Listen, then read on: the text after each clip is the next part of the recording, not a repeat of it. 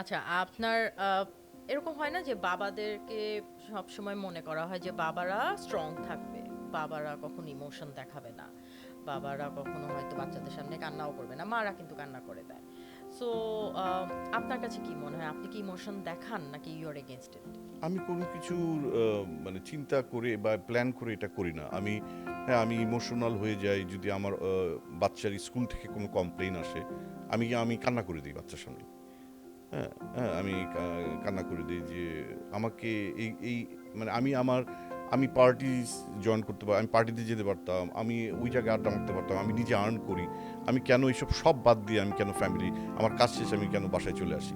আমি কেন যে আড্ডা দেই না? আমি আমার ফ্যামিলিটাকে ভালোবাসি। সো আমাকে যদি এইসব কথা শুনতে হয় বা এরকম কিছু আমার কানে আসে, বাবা এর চেয়ে দরকার কি এই ফ্যামিলির? তোমার মতো তুমি চলে যাও, আমার মতো আমি চলে যাই। আমরা একজন আরেকজনের মতো দেখি।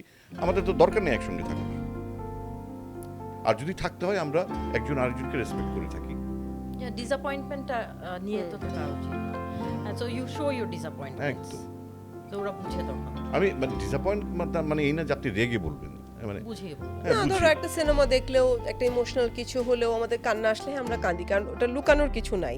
আই থিঙ্ক সেটা আমাদের ছেলেমেয়েদের দুজনকে আমরা শিখাই যে যেটাই তুমি ফিল করবা ওই ভিতরে যেন জমিয়ে না রাখে কোনো কিছুই, সেটা ছেলেরা রাগ কিন্তু হোক, বেশি রাখে। হ্যাঁ রাগ হোক, আনন্দ হোক, দুঃখ হোক, যেটাই হোক। কারণ আমরা এটা খুব চেষ্টা করি ওদের সাথে ডিসকাস করতে, যে কোনো কিছু নিয়ে একটু মন খারাপ থাকলে 10 বার জিজ্ঞেস করি, বলো বলো কিছু হলে। এরা তো এখন অনেক চাপা এখনকার বাচ্চারা। বাবারাও এরকম, বাবাদেরকে আমরা ইউজুয়ালি এরকমই দেখি যে স্ট্রং, কাঁদবে না, বাইরের প্রেশার এই সেই সব কিছু মাথায় নিয়ে সে ওভাবে করে রেগে বসে থাকবে, তার সামনে যাওয়া যাবে যাওয়া না। যাবে না, So exactly. that's not also না, যে right. ছোটবেলার অবশ্যই